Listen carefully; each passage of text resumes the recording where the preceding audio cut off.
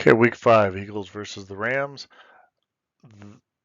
Philadelphia is favored by 4.5. This is kind of a tough game to rate, only because I haven't watched the Eagles and just really found them to be dominating.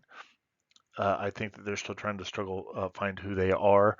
A couple things you'll notice is that 61% chance for the Eagles to win, which is right up here in the upper left, translates to about a -3 in that mechanism.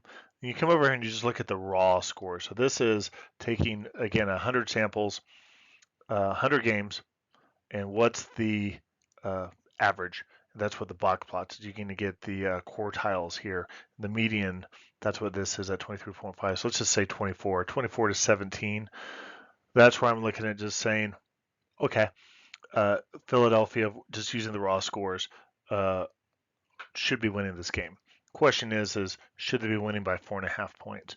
So then when I come down here and I look at the Bayesian adjustment, that green means that it's a loose.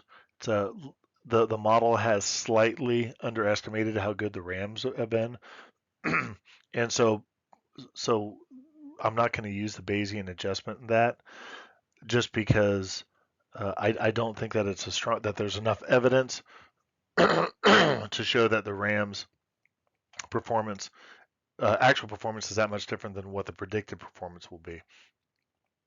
So then let's come down here to some of the other data that we have. First off, the Rams, they have some poor looking numbers over here.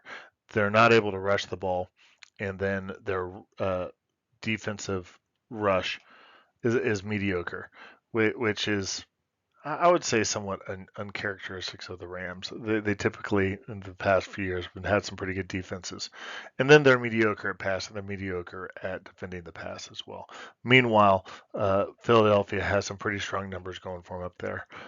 Again, I try not to take record in consideration. The scores don't take into consideration the record at all. It's more reflective of how they got that record, right? That's how they're performing, and they've gotten some good wins. Granted, for the most part, their wins haven't really looked all that dominant. This game here against Tampa Bay has probably been the most dominant. And the Rams have been kind of all over the place. They came out look good against Seattle. I thought that they looked good against Indianapolis in the first half. And I'm really not so surprised to see that the Rams got crushed by San Francisco. San Francisco is a very good team, and they typically play the Rams very well. And then the Rams, they just looked poor, I think, against Cincinnati. I think that was a poor Cincinnati team, and the Rams came out and found a way to lose. So let's get the performance charts. The thing that really strikes me, and this is a mark of a good team, they've got a balanced approach, they've got a good running game, and then when you come over here, as part of being a good team, they're not getting a lot of sacks. You got some fumbles going on here, but for the most part, they're controlling the ball. Not a whole lot of interceptions. The Rams have showed some uh, liveliness in their offense with some explosiveness, and that kind of reflects on the fact that they're pretty much a pass-only game, pass-only team, and not much really going for them over here in the way the running game. That's going to make it real hard against your good teams. It just is. If they know what you're going to be doing, they're going to defend against it. And I don't know if the Rams have enough weapons to be able to tell the opposing team, hey, we're going to pass the ball and see what you can do about it. Just I haven't seen that yet. I think that they're at best we're going to pass the ball, and we think that we can find a couple holes against mediocre to poor teams and slip by.